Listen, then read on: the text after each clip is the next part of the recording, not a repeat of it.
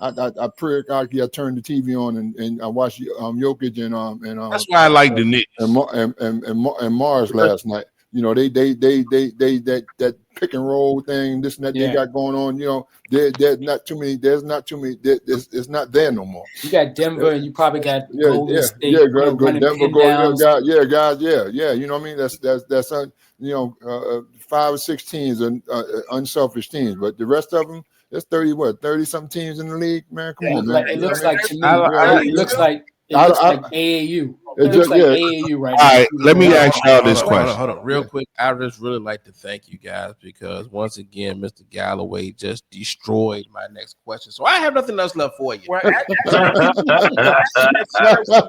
appreciate that. Look, I'm bad. I need to get Mark in here for a second, but I just want to say my next question was: see, I do not have an NBA team.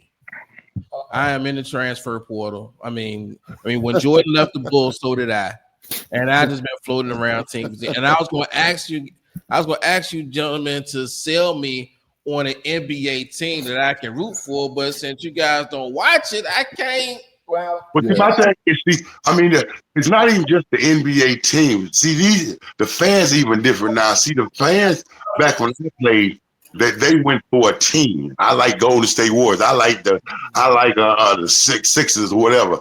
But if Dr. J went to another team, they still like the Sixers. The fans now like LeBron. And whenever he was to Cleveland, they were Cleveland fans. We left Cleveland and went to Miami. Now we leave Miami. He go the Lakers. Now they're Laker fans. So see, the fans have changed now. They don't like teams. They like players now. I know some fans like that with Westbrook.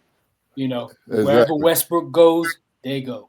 Right, so it's not a loyalty of a team no more. Exactly.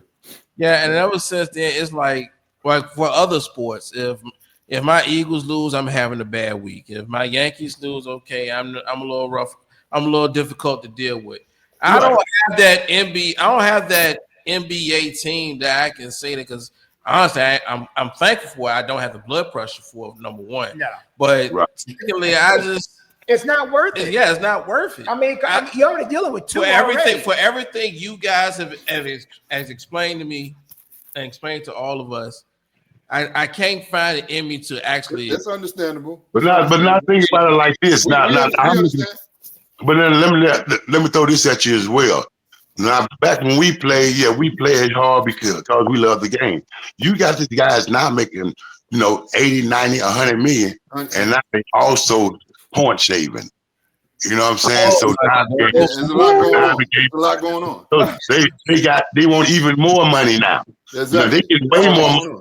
When I played, now you got guys even point shaving now to get more money. Yeah. So the game is not even the same no more. They're not as physical no more. They're not even as physical, and they're getting more money, and then they want more money on top of that. Just like I was looking at the guys the other day that got in trouble from the baseball thing. This guy made $15,000 getting ready to lose a $230 million contract. $20 million, yeah, exactly. So $15,000, you're gonna lose $230 million. Exactly. That's some shit back in the day. That's what I did when I didn't go sign my contract with Atlanta Hawks. I had $14 million on the table. I could leave the crack house for a $20 rock. So I never got that contract signed. Yeah. You know what I'm saying? But now you got guys now that's point shaving or throwing bad pitches for $15,000, but you're gonna lose your whole $230 million contract. Yeah. That's where the THC comes in, the thought action consequences. That's why I be trying to get with the NBA, the NFL, the baseball thing, because again, my message resonates across lines. But because they don't want somebody that's been through these kind of trenches to tell these other kids the pitfalls, I can't get through some of these doors. Exactly. And they don't want you to tell them the pitfalls. Mark, did you have a question, Mark, before I go? Okay. Yeah, actually, I do. First of all, it's an honor. Mr. Sparrow, always honor to see you, sir. Mark, it's always a pleasure, my brother. You already know. And, Mr. Washburn, I followed you through Fort Union Academy, the Laurinburg Institute, to NC State. We were basically in the same era. Your age. Yeah, we was in that same era. I remember, I was going to Virginia Union at the time and trying to play ball. And I remember that summer, '84, Al McGuire, the late great Al McGuire, did an interview, and he's talking about, you know, and he did an interview with you, and I'm like, wait, who's this dude? The 6'11", 265 doing this? Right. And you know, we looking at this, and then, you know, to see you go to NC State, where you know, you have the coach Jim Valvano, you had Charles Shackelford, you had Russell Pierre, you had Lorenzo Charles, Spud Webb, you know, you had some players there. But the thing that I remember after that is you getting drafted to the Warriors. I watched that draft that day, and you know, you go into the Warriors, and the thing that a lot of people don't realize or they don't think about is, you know, as a young man, you're not told no too often. Right. And, you know, to go to a city, and this is what a lot of people say, oh, we're Golden State. What they don't realize, because I've been there, been stationed there when I end up going to the military, is Oakland ain't a town to play with.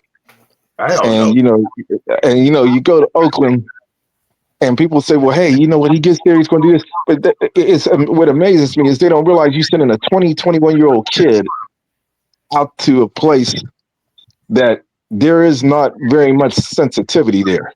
I mean, you be up on Western MacArthur, where, you know, up in that area, and man, it's rough.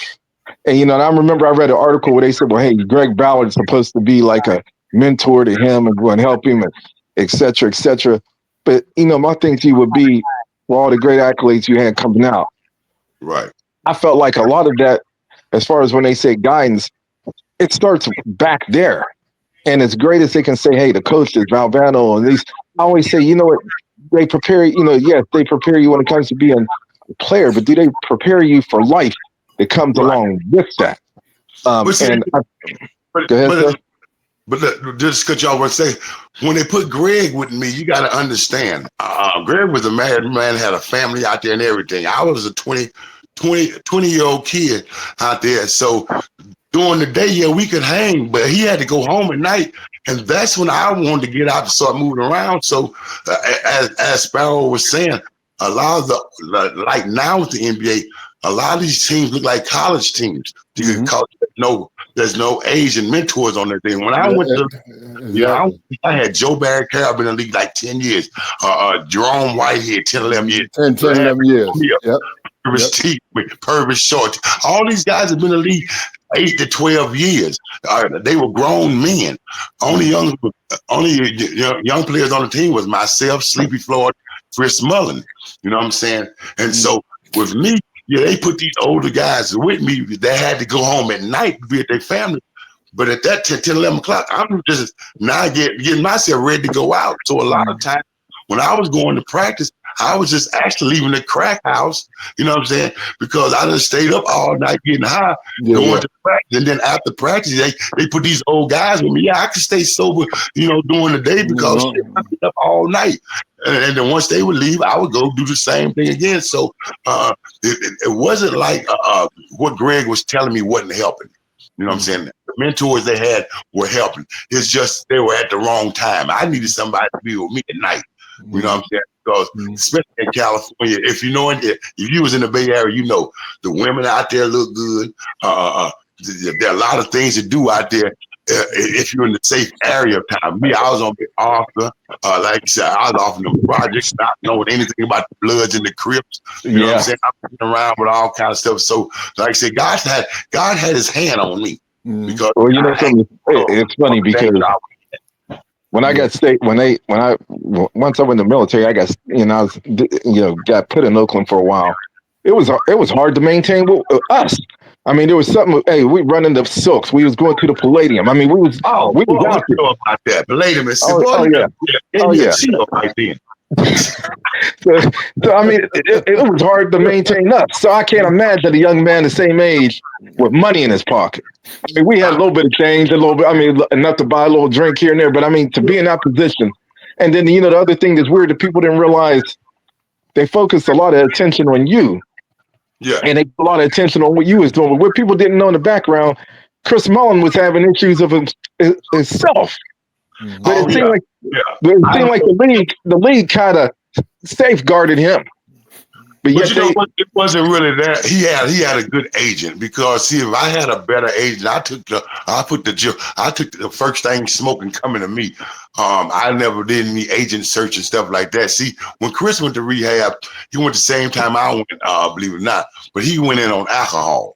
And see, alcohol in the NBA is not a strike.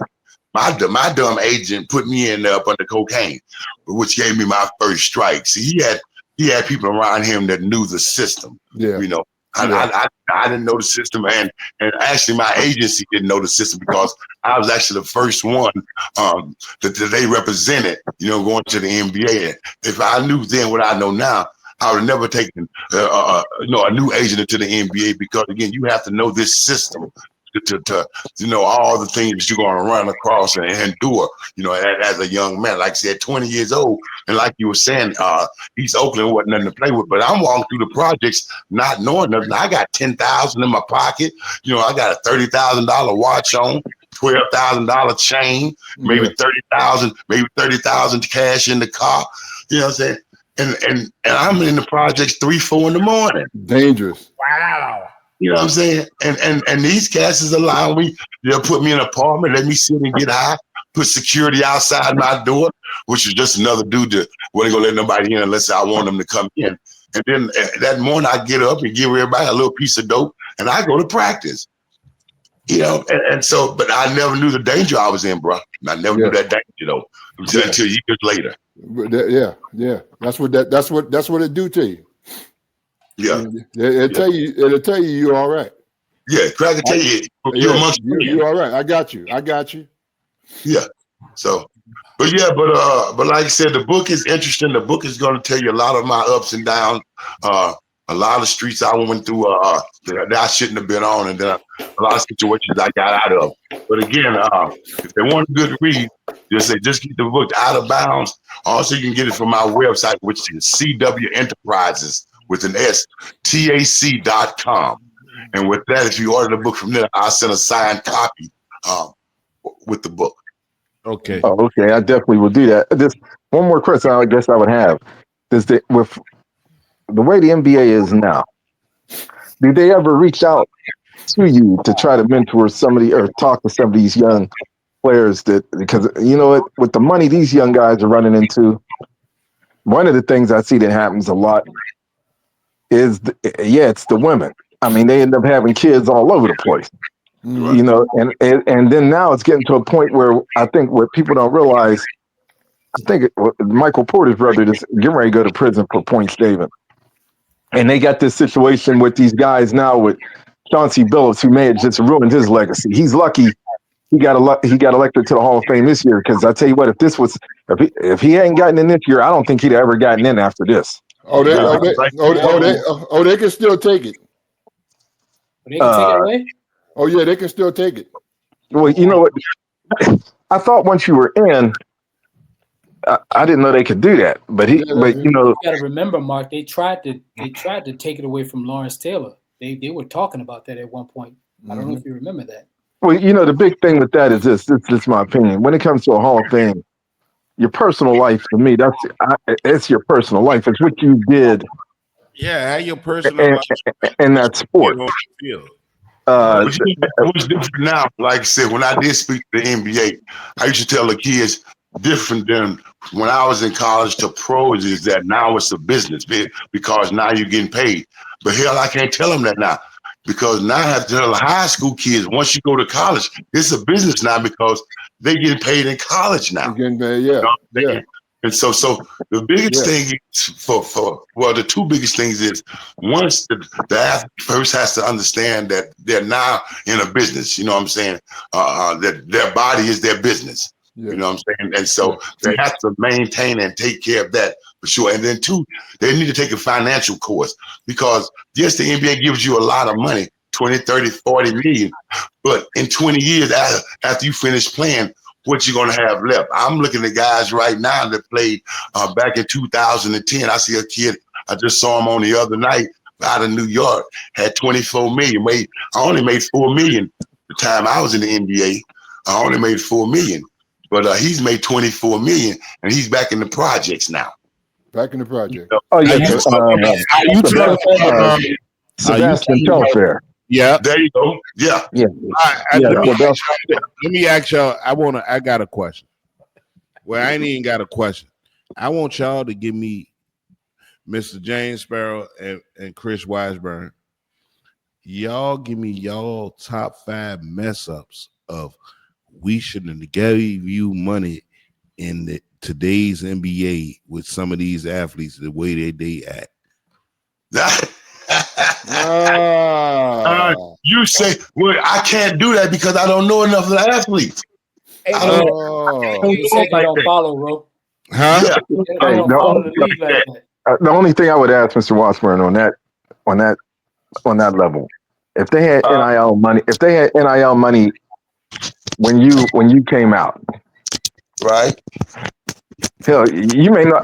You know what? By the time for a lot of these kids, if you're making enough money in this NIL, that's the part to where you should really be setting yourself up for the rest of your life.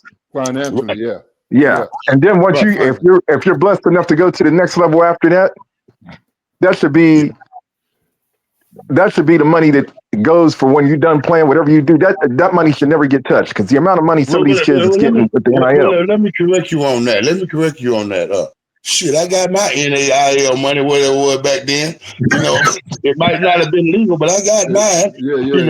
Only thing different is with these kids now that some of the kids on the teams that is making money are not going to go to the NBA. You know what I'm saying? So yeah, they need to invest that money and hold on to it. And then also the top kids on the team, they're going to actually take a pay cut when they go into the league because they have to go up under that rookie cap.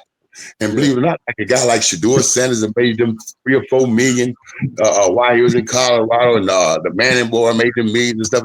See, they won't be able to make that much money their first 3 years in the league, so they'll actually be taking a pay cut.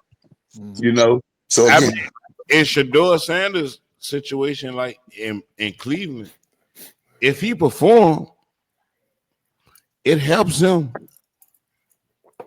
with the rookie money that he got because he left college. Yeah. Already made the money that he got on the rookie contract. Right. So his contract don't really matter right now. I'm just saying, like, now he got a chance right now to show that the show and prove that what he is as a quarterback. Well, Romar, Romar, here's the problem with this. I mean, Derek, I know Derek's going to agree. Here's the problem. He's in a situation where he's set up to fail anyway. Well, here's the thing. First of all, I think he was blackballed coming into the league. Yeah. I mean, if we've never seen a level of, I'll say a level of prejudice. No. And blackballing an athlete. Mark, let's call it what we all really know what it is. It was pretty much seen a case of hatred for somebody. Well, I'll be honest with you. I've never seen anything to that level before. I mean, you've seen guys maybe drop a few spots in the draft, like Laramie Tunsil did, or when Warren Sapp came out. But this was this pure hatred towards this kid. It was their way of sticking it to his dad. They didn't like the culture, and this is the thing that's amazing. Dion is now sitting up and saying, "Hey, Colorado, give me a couple more years. They'll see that I can change the program." He changed the program when he got there. That program wasn't making no